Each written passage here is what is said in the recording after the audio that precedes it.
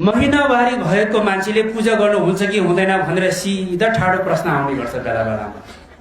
सायद हजुरहरूको पनि यो सामूहिक जिज्ञासाको विषय हुन सक्छ।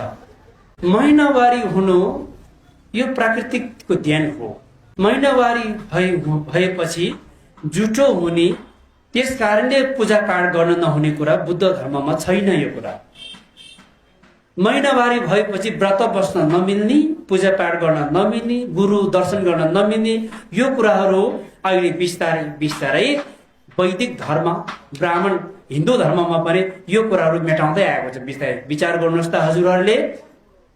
हिजो कुनै बेला कुनै राजा महाराजाहरूको पालामा बनाएको विभिन्न नियम उपनियमहरू अहिले आएर अनुसन्धान गर्दाखेरि त्यो गलत रहेछ, त्यो भ्रम रहेछ भन्ने कुरा पुष्टि हुँदै हुँदै आएको छ। यस्तो प्रकारको रूढिवादी परम्पराहरू अहिले बिस्तारै बिस्तारै